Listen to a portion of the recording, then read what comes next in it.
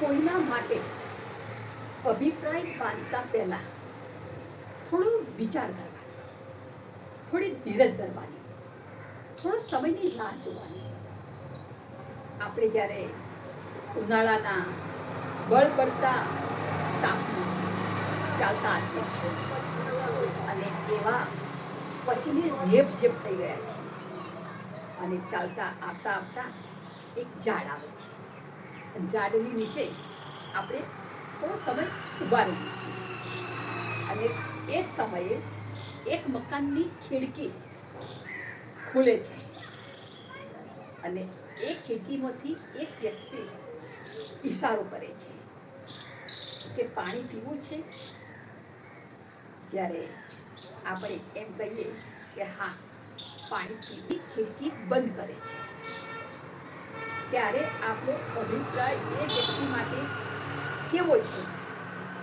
ત્યારબાદ એ મકાનનું બારણું 10 મિનિટ પછી ખુલે છે અને કહે છે કે માફ કરજો, હું થોડી મારે બહાર કેમ કે આ ગરમીમાં તમે જે પસીને રેપઝેપ થયા હતા, પાણીની જરૂર હતી, પરંતુ મને એમ લાગ્યું કે પાણી કરતાં તમને આ ગરમીમાં લીંબુના રસની વધારે જરૂર છે અને એ માટે લીંબુનો રસ બનાવવા માટે મને થોડું મોડું થયું.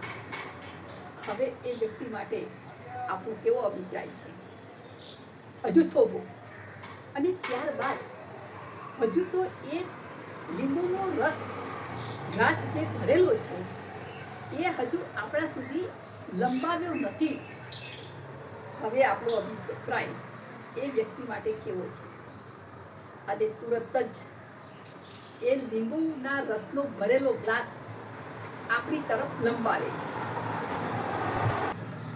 અને તુરત અને એ લીંબુનો ગ્લાસ આપણે પીવા માટે મોઢે હોઠે અડાડીએ છીએ અને એકદમ ખટાશ લાગે છે.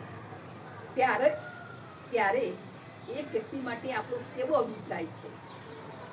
હજુ પણ આગળ વાત કરું તો અને તુરત એ વ્યક્તિ એવું કહે છે કે આમાં ખાંડ ઉમેરેલી નથી, આ ખાંડનું પાઉચ લો અને તમારે જેટલી જરૂર પડે એટલી એમાં ઉમેરો અને એ પછી લીંબુનો આ જે રસ છે એ તમે પી લો. હવે એ વ્યક્તિ માટે આપણને કેવો અનુભવ થયો, કેવો અભિપ્રાય આપવાની ઈચ્છા થઈ? આમ કોઈ પણ વ્યક્તિ માટે, વસ્તુ માટે કે કામ માટે અભિપ્રાય, નિર્ણય આપવાની ક્યારે પણ ઉતાવળ કરવી નહીં. થોડી ધીરજ ધરવાની, થોડી રાહ જોવાની.